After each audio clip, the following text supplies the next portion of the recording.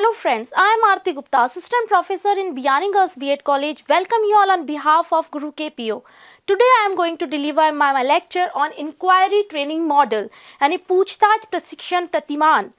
किसी भी शिक्षण प्रतिमान का उद्देश्य होता है बालक में अपेक्षित व्यवहारगत परिवर्तन लाना तथा शिक्षण की रूपरेखा निर्धारित करना। हम प्रतिमान के अंतर्गत किसी आदर्श के अनुरूप अपने व्यवहार को ढालने की प्रक्रिया ही प्रतिमान कहलाती है।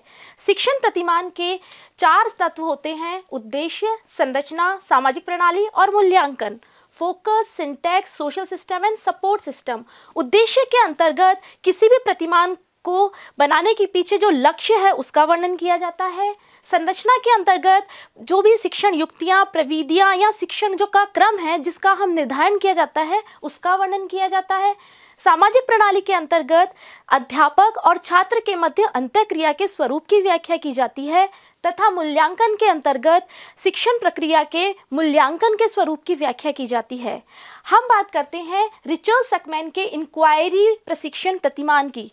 रिचर्ड सकमैन ने 1962 में पूछताछ प्रच्छा उपागम दिया था, जिसका उद्देश्य था बालक में व्यक्तिगत क्षमताओं का विकास करना तथा पूछताछ के माध्यम से पूर्ण अनुशासित ढंग से अपनी समस्याओं का समाधान स्वयं करना। बालक स्वभाव से जिज्ञासु प्रवृत्ति के होते हैं। अगर बालक में पूछताछ के माध्यम से जिज्ञासा की प्रवृत्ति को शांत किया जाए तो उसका अधिगम अधिक स्थायी रहेगा तथा उसके व्यवहार में परिवर्तन भी अधिक होंगे।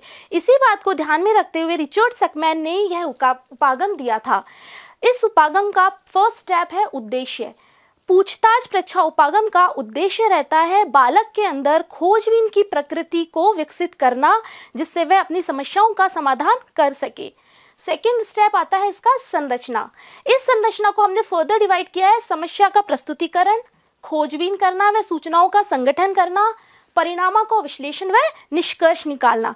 इसे हम एक उदाहरण के माध्यम से समझ सकते हैं। सबसे पहले स्टेप में हम बच्चे के सामने कोई भी समस्या प्रस्तुत करेंगे और उसको समस्या की पहचान करवाएंगे।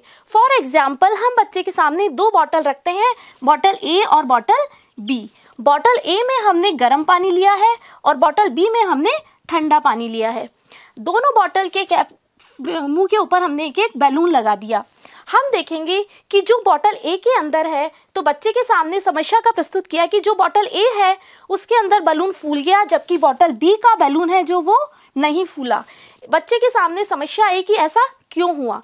सेकंड स्टेप में बच्चा पूछताछ करेगा, पूर्ण अनुशासित ढंग से शिक्षक से पूछताछ के माध्यम से सूचनाओं का एकत्रीकरण करेगा कि क्या बॉटल ए और बी का आकार समान है, क्या बॉटल ए में गर्म पानी है और बॉटल बी में ठंडा पानी है, क्या बॉटल ए के बलून को बॉटल बी में लगाने पर भी वो बलून फूलेगा। अगर बॉटल ए के बलून को बॉटल बी में लगाने पर वो नहीं फूलेगा और बॉटल बी का बलून ए में लगाने पर वो फूल गया, इसका मतलब इसके ऊपर तापक्रम का प्रभाव पड़ रहा है। अंत में बालक प्राप्त परिणामों का विश्लेषण करके निष्कर्ष निकालेगा कि बॉटल ए के अंदर हवा गर्म तापक्रम के प्रभाव से गर्म होकर ऊपर उठती है और वो बलून फूल जाता है।